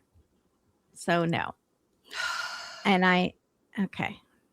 I feel like because he thinks because Ryan thinks she's pretty and cute and funny, and she's getting that funny. She's getting that validation. Yes, thank you. And I think in her mind, she thinks she's already sacrificed and compromised a lot for Josh because she's been driving him around for 4 days. Right. And she got an apartment instead of living in her car or crashing on a man's sofa. And she got him a chair. She got him a chair. What does he want? She let him have a chair. He's got a chair now. Jeez. God. So Josh says, how would you feel if I was friends with other women? And she's like, I'd be jealous. And I'd be like, why are you friends with them? But I don't want to sound like a hypocrite because we're not in that situation. And he says, even to say that, it sounds dumb. And like over it. That's not nice, but that is correct. Yeah. She's called you stupid many times. I'm fine with it. She has said that you wanting a couch is stupid. It's stupid. So she's very blunt. So I like that he's now being blunt. Also, I don't want to be a hypocrite, but I'm not because we're not in that situation because you're not friends with girls. So I'm not a hypocrite by saying that I wouldn't want you. That doesn't make any sense. Like something ain't right. Something ain't right. So she jokes, let's have a competition at the bar. Whoever makes out with the most people wins. And he's like, do you want me to leave? And I'm like, maybe she does. Maybe she does. Maybe she does. Yep. And at the bar, she's like super stressed. She's like, my OCD is coming. I'm really nervous. Oh my God. At our last communication, Josh texted Ryan, I don't know what you're doing. You're in the wrong. I don't have space for you in my life. Cheerio. And so she's very nervous. One of her friends has a baby at the bar in a little Bjorn. Yeah. Mm-hmm. Is that normal? Do people do that? Sometimes. Yeah, if you have a brand new baby and literally you could just be like, we're going to go for an hour to this birthday party and then head home. Yeah, it's fine. Okay. Yeah, Okay. I think it's all right. As long as nobody's like smoking or, right. Yeah. or there's No not one loud smoking. music or anything like that, then I think it's okay. Yeah, that's true. Okay. Yeah. So I just don't know the rules. So then Ryan arrives with a present for her. I don't think even Josh got her a present. And so he gives her a present and he's like, Catie, also in some of the photos of Ryan. Yes. Did you see? I saw the photos, but what did he have? Half of a tooth missing in one of the photos. How did I miss that? See, but then it's fixed in the other photos, and in the present, he has gotten it fixed. Okay. Well, so probably they got drunk in Germany and he knocked his tooth out when he was making out with her or something. Yeah. That's honestly exactly what I thought too. Yeah. So no joke. That is exactly, I bet that happens a lot. I bet she has friends that are missing limbs because of wild party nights with her. So Ryan has a present. He says, Catie is my whirlwind friend. She made me lose this tooth. She creates the most crazy situations. Catie and I did get drunk in Oktoberfest, and Josh was there, and we did things that were inappropriate right in front of him. And then a friend asked Josh, asked Catie, has Josh calmed you down at all? And she's like, yeah, well, every time I think I've calmed down, I feel like I'm actually going crazy. And Ryan says, isn't that what's great about her though? Yeah. Which is the validation that she needs. That's right. Also, you don't live with this chaos like Josh does. You just deal with it at parties sometimes, and then it's gone. And you can get your life back together. Right. You don't have to live with her. Right. Yeah. Also, she is unwell. So don't encourage mental unwellness because it's fun for you. Yeah. Right. Yeah. She's my chaotic friend that's so fun to go out to a bar with, but then I don't see her for 3 months. I don't know what happens in those 3 months, Right. Instead of being like, maybe she needs medication and I just won't have as much fun, but she will be healthy. So that's good. Yeah. So Ryan's like, that's so great. She's so crazy and fun. And her friend says, are you ready to settle down, Catie? And she says, I mean, I still crave the party life. And we keep cutting between her and Josh is telling a friend that Catie has a good heart, but she's so unpredictable. But like he's trusting her, and she's like, I just miss the party lifestyle. So it's just all those friends are trying to be like, I'm trying to give you more scars with my eyes. Run.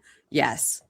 Literally, I'm going to pass you a note. I'm going to hide a note for you in the bathroom under black light on the wall. Like this, get out. Get out. This is my number. We have an underground railroad that we can get you to escape. And we've done it with many of Catie's boyfriends before.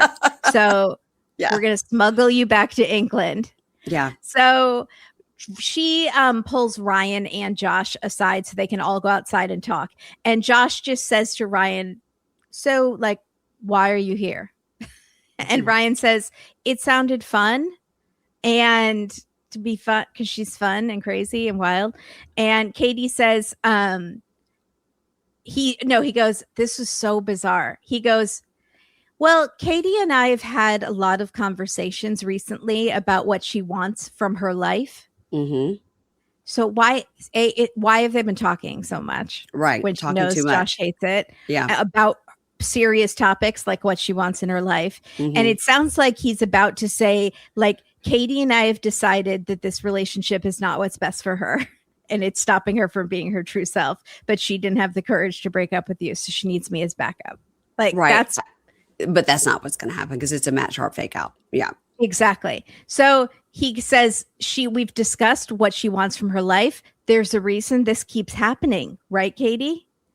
Do you know more about what you want from your life? And she looks at Josh and says, I think so. And Josh says, well, we're getting married, right? Yeah, I think that because he said on the text, we're not going to have tequila shots and we'll have fun without them, that he's going to say, Catie's been talking about how she really wants to cut back on her drinking because it makes everything worse. That's what I think. that's what should happen, but I don't know. But from next week on, it looks like she still gets wasted at this party. She's still wasted. She wants to not get wasted, but she's still going to get wasted. Yeah. So next time on, Mallorie and Rashka shop for a bidet.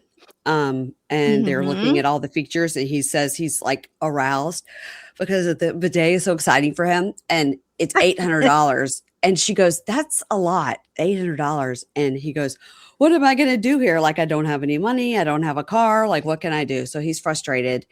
Paula is telling two guys. I don't know who these guys are. It's not explained. Right. So she's telling these two guys she hates that there is no couch there. And she was like, "I can't even live here. I feel like a refugee as I don't have my things." Marissa tells Edward, they're driving in the car. And she's I wouldn't say refugee. Like, that's a little far, Paula. You are sitting on carpet when there's a bed. A little table. There is a bed. Yeah. Marissa in the car tells Edward, I'm overwhelmed. And I don't know how I can do my job and take care of everybody. I just don't know how I can take on taking care of one more person. And he says, if you think like that, it's not going to work, which is what I think she's also hoping for. Annabelle is standing there. Now there's a lake in the background while Annabelle's talking. Uh-oh. They've gone to the lake. Oh my God, it was finally lake life. We're going to see lake life. What happens at lake life? So Annabelle says, Shea told me he was with some old friends, but I didn't know Nicole would be there. And then we see Allison, his daughter, telling Annabelle he's been hanging out with Nicole the whole time you guys have been together.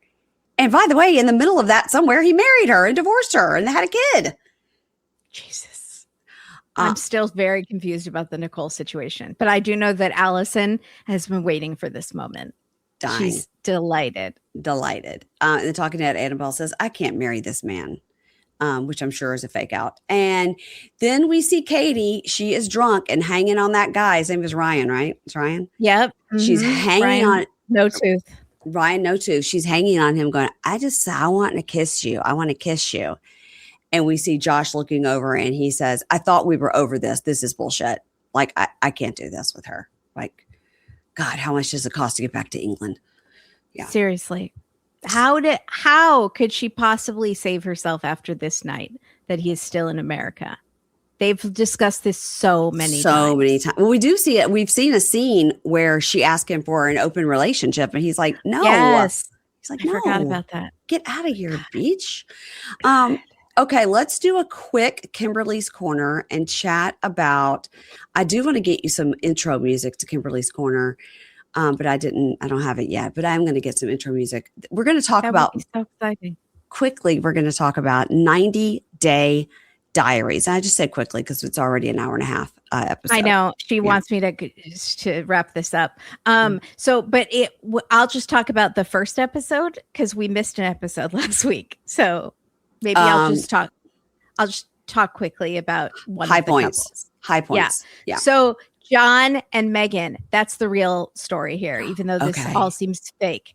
But John is a delivery driver, and John, he's like a delivery driver, but he's wearing real clothes. So I don't really understand. He's like not wearing a uniform. And he delivers an Amazon package to someone's door. But exciting. In regular clothes. So he got a dog, Lincoln, who likes to pee and poop everywhere. And he bought him on the streets. He's John's emotional support buddy. Megan is trying to get everything ready for the baby. And he bought her the wrong kind of pickles. She's having cravings. He said, we went through this hard time where I didn't know if this was going to work. And then we see that scene where he throws the ring out the window from last season. And it seemed kind of fake. And he's like, you think, fine, I'm done with you, Sparkles. Throws the ring out the window. And then they're like broken up, but then she announces she's pregnant and they got back together. And so he's implying she trapped him essentially with this baby. So he also, then she films herself when she gets the news that she's pregnant. And she's like, I'm a little sad, but also happy. And I was like, why would you film this? Your kid might see that someday. that you were kind of sad. So John meets with his friend, and he's hoping the friend will get him excited about the baby because he's not excited. And he says, when she told me she was pregnant, it was shock and trauma. Okay. Nice. And he tells Carlos, Carlos is the friend. He's like, I'm thinking the kid isn't mine, bro. I don't know. I've never gotten a woman pregnant before, and I've slept with so many women, bro. And I am on testosterone for low energy, and a side effect is dropping your sperm count. And we were barely having sex at the time. So I don't see how this baby is mine. Now, if you're thinking Carlos would say, bro, don't be an idiot. Yeah. Why would she want you to be the father of this baby? She's obviously not trapping you. Carlos, who has been red pilled, says, you know, I heard this statistic that 25% of fathers out there are raising kids that aren't theirs. Wow, Carlos. Okay. 25%. Where are you getting that information? I Googled it. It's actually 1 to 5%. And the 25% number came from clinics where men were getting tested because they had doubts about the paternity. So they already had doubts. So they were getting tested. 25% of those came back. They were not the father. Wow. Okay. All right, Carlos, go join Jovan and his Andrew Tate podcast. Yep. Yeah. Right. So John wants to get tested, but he knows Megan won't like it. And he goes, but if she doesn't want to do the test, it means she's hiding something. Or it means that she's offended because you're calling her a whore. Yeah. And you're calling her a whore. Yeah. So Megan, who has duck lips and is always looks stoned because of those lashes. She's always got like shit just smeared under her eyes. It's just like, It's like Aviva, who's just always like, she says, so he says, I want to get tested. And she says, you're calling me a hoe and you're finding an excuse to not be a father. And she's like, you are the father. And he says, I hope I am. But every day, 25% of men are paying for a kid that's not mine. That's not theirs. And she goes, where are you getting these statistics? And he's like, Carlos. She's like, you're not allowed to hang out with Carlos anymore. He sucks. Carlos is banned. So she's like, fine, we'll do the test. But, you know, I hope you aren't trying to find a way out of the responsibility of being a parent like you always do. So then in the morning, Megan wakes up, says, I think my water broke. And John says, I think you'd know if your water broke. And he goes back to sleep. When he wakes up, he's filming himself and he says, I guess Megan went to the hospital without me because I guess she went into labor. I thought we had a few more hours, so I went back to sleep. Wow, John. This is why Megan isn't lying about you being the father, because no one would willingly want you to be the father of their child. A man she can't even trust to drive her to the hospital. If she had slept with someone else, anyone else, a homeless man, she would have chosen them to be the father of her child. She's not picking you. So if there were any other options to be the father. So at the hospital, she thinks you can tell she's on pain meds because she thinks it's funny that John went back to sleep. And she's like, he never takes anything seriously. You can't take it personally. You just have to laugh about it. And he says, I can't wait to see that sparkle. He said sparkle. He did. In the little baby's eyes. And Megan says, as you're going to be swabbing her mouth. And he goes, well, I want credit for telling you about the test and not just doing it in secret. I could have just done it like surreptitiously. Okay. So then she's laughing because she found the test at their house that he had ordered a week before. He ordered a maternity test by accident. So it's just going to prove that the baby that comes out of her vagina is her baby. Is her baby. So he had to reorder the right one. Again, this is why she would not willingly choose you to be the father.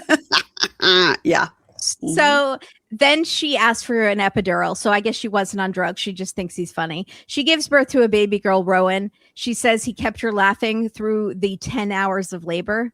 He did fall asleep at one point. And he says, I didn't want to look too early. I'm not interested in National Geographic. It's not a place for a man. It's a place for a man to put his willy, not watch a baby come out. Oh, God, this is why you've not been a father up to this point. But okay. Exactly. Okay. Yeah. So the next day, the paternity test arrives, and he says he never wanted to be a father, but watching Rowan smile, it would make him heartbroken if she wasn't him. And they do the test at the hospital, and Megan is just going along with it. So that's love, or it's totally fake for the show. I think the latter. Yeah. Yeah. So then Natalie, she enters a beauty pageant for like Miss International something, and she's hoping she's going to get discovered by like Chanel or Gucci, and she'll become a model. Okay. She looks like a busty Elsa in her outfit. And everyone's face is blurred besides hers, the judges, everyone, because they've got no one's approval. And she's wearing an evening gown with sandals. And she wins. She wins this beauty pageant that is at a restaurant on their outdoor patio. So she's a lot to deal with. So then Evelyn and Corey, they're still fighting. He tries to show her how beautiful snow is, and it's fun for like 5 seconds. And then she's like, I still want to move back to Ecuador because this sucks and we need a divorce. Yeah. So then, okay, this past episode that was on last night, Jovi and Yara. Oh boy. So she says, I'm 30 years old. My name is Yara. And he goes, you're 31. And she says, after 30, I'm always going to be 30. I love Yara. I do too. So Yara wanted him to stay home more. So he resigned from his job at the oil rig or whatever. Wow. And he's staying home. He's going to eventually start looking for work in Miami. But right now he is being a stay-at-home dad. But mostly he watches TV and goes out drinking beer with his friends and not doing any of the errands or household chores that she has asked him to do while she's working. Shocker. On her. Yeah. And he goes, I deserve a break. I've worked really hard. And she's like, I'd love to relax at the beach, but we're adults. We have responsibilities. You go out with your friends until 3 a.m. So 2 hours later, he's fed up with her nagging. So he goes to a bar in the middle of the day to meet with Georgie. All right. And he's bitching about how Yara is never happy. And Georgie's like, she just wants to spend time with you. And he's like, well, I invite her to come out with me, but she doesn't want to. And so she tells me what to do all the time. She bosses me around in my own home. We sleep in separate rooms sometimes. So it's not working. And Georgie says, that's how the universe works. The women are in charge. That's what happens. And he's like, Jovi's like, do you always want to do what Darcy says? And Georgie's like, that's what you have to do. That's what the universe says. Georgie, like, don't feed us some bullshit. Come on. We've seen your seasons. Yes. So Jovi says he's not ready for divorce, but he is not happy. And the constant fighting is not good for Mila. And maybe they need time apart. So he goes home from the bar full of confidence. He walks into the apartment and she goes, take your shoes off. Your shoes are dirty. And he says, it's my house. I'll do what I want. And she's like, take your shoes off. And he's like, he kicks them into the corner and he's like, better. And she goes, listen, Jovi, we all deserve time to relax, but you can't run from responsibilities. You drink every day. You smell like alcohol right now. And he's like, you have a problem with that? And she's like, yes, I do. And she's like, you know what? Fine. If it makes you happy to be unhealthy and get drunk all the time, I don't care anymore. Do what you want. And he's like, you wanted me to quit my job and come home more. And she's like, not this version of you. This is not what I asked for. I asked for like a present father. And he goes, I'm a prisoner in my own home. I'm being attacked constantly. I'm leaving. So he packs up a bag and says, I'm going to a hotel. And she goes, who does this? This is why we have a problem, because you're not mentally developed. And the mother nature does not bless you. And the Mother Nature does not bless you. She goes, we grew up together, but it's like I grew up and you didn't. And he's like, fine. And he leaves.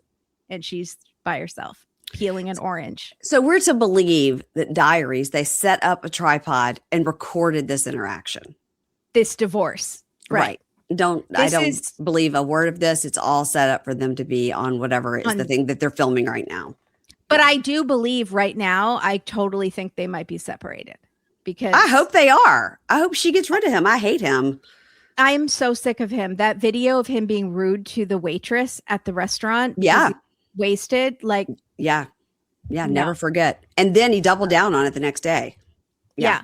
And he was with the girl. Mama Gwen? Can Mama Gwen step in, please? So John and Megan, they're waiting for the DNA results. He says he loves Rowan so much that he would raise her as his own. And it's only been a couple weeks, but he's like, I would still raise her, even if she's not that's how that 25% gets you. You let your guard down, John. So he says he gets it, and it says he's the father. It's 99.99%. And she's like, I'm a nice Catholic girl, and you treated me like a dime store hooker. I need an apology, John. And so he apologizes, and he goes, now that she's mine, marriage is back on the table. And Megan goes, I don't think so. I'm over marriage. Like, let's see how you do as a dad, but I don't think so. And John goes, okay, see all the fellas out there. If you want to get this result, buy my tapes for $19.99. John's way of getting out of marriage. $19.99. Request a paternity test and piss her off. Piss her off so she doesn't want to marry you. Okay, Tanya. Oh, remember Tanya and Sinjin? Yeah, she looks great. She rewrites the whole history with Sinjin, how basically they got divorced because she wanted children and he didn't, and it wasn't at all that you said you weren't his soulmate. He wasn't your soulmate, and your ex was your soulmate. Right. She did say that. She has dated a couple women recently, and she considers herself bi, but she is now over the vagina because she wants to be a mom. So that's where she's focused on. So she is meeting her gay friend Curtis to ask him to be her sperm donor. And if you think that seems all over the place, that's how she is. So she's 35. She wanted a baby by 30. So she is on a time crunch, and she doesn't want a sperm bank because they are anonymous, and she really wants to know her baby's father. Okay. So she asks Curtis, he can't stop laughing. And then she's like kissing up to him, and he's giggling. He's like, oh my God, I've never said what? Oh my God. And he's cute. He seems fun. And she kisses up to him. She's like, you're just so handsome. You have such great genes, and you're such a good person. And like hoping he'll say yes, but he says no. He says he's not in a place to have kids. And she starts crying. And he tells her, you just need to focus on finding love. And I think you're going to have a baby with that person. And so she decides to shift her priorities, and she's going to a queer event where women will be trying to win a date with her. Is she confused about where babies come from? Okay. All right. Well, I mean, maybe she just like at her core really wants to only date women, and she's only trying to find a dude so she can have a baby. But I mean, she can adopt a baby, or there's other ways to have a baby. Whatever. Go ahead. I don't need to interrupt this stupid storyline. Go ahead. It's like a game show. They do it like Love Connection, where Tanya sits on a chair and she's like blindfolded, and then these women come up and she has to cut them one by one by asking questions. So Sarah considers herself a sassy stud. She's family oriented. She's a nerd. She wants to get married. She's adorable. She's who I would have picked. Done. Okay. Keely has her butt cheeks out, and that's all you need to know about Keely. Okay. Okay. Tori is 27, wants to find someone caring who doesn't mind that she doesn't have a front tooth sometimes because she can pop it in and out. Okay. Well, at least she fixed it. Okay. Well, she doesn't have it right now. So she has not worn the tooth, the flipper, for this dating event. Okay. So nope. That tooth is gone. Elimination. Nope. And then there's someone named Yaja, which is spelled Yejadai. Okay, no. Nope. Uh, Disqualified on that alone. Exactly. So the first question is about sex. She chopped Sarah, the cute nerd, and I was very sad. Yaja is chopped because she admits that she was a cheater. She is cheated. And she ends up picking butt cheeks because butt cheeks says that she wants to have children. Okay. So, and she is very excited when she sees Keely because she's hot and has her butt cheeks out. But she's like, but you know what? It's not going to be serious. I'm sure. I'm still looking for a sperm donor. So hit me up. That's why I've gone on this show, to try to find a sperm donor. Wow. Okay. Yeah. And our last couple is Luke and Madeleine, and your favorite. And he rolls up. Did he have his fur coat on? He's like, yo, your boy is back in LA. He should date Kara. He had his earring. Kara. Yeah. He could go to bachata.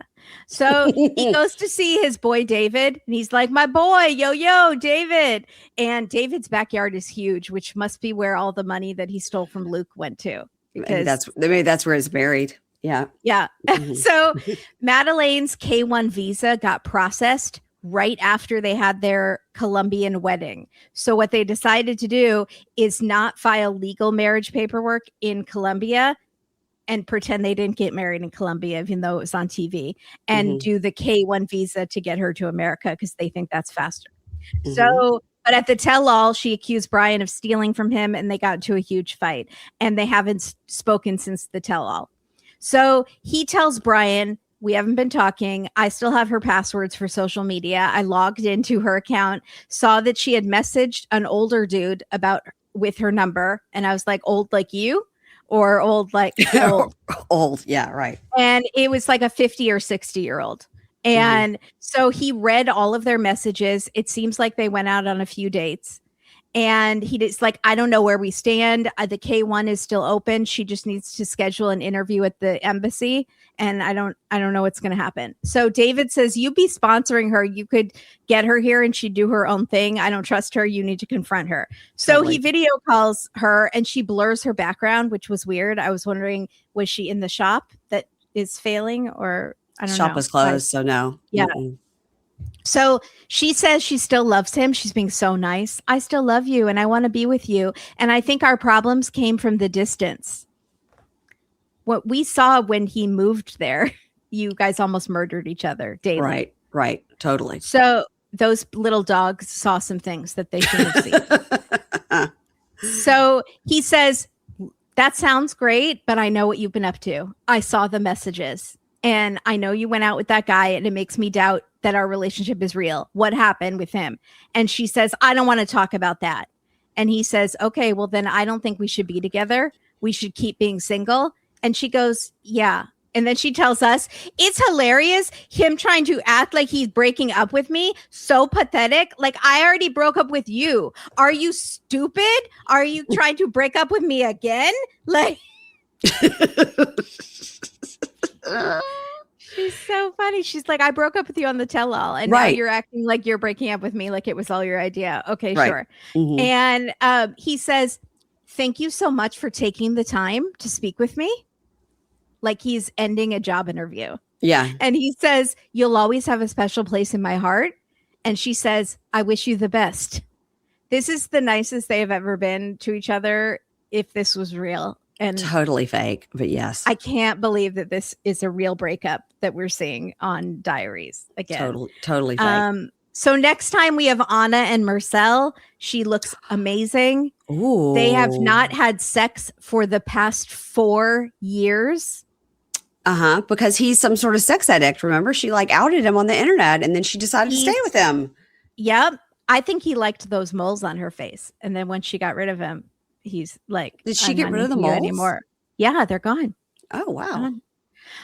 Caesar goes on a date and this woman wants to marry him. And he says, we should just date for a while. And she's like, no, I'm ready to get married like now.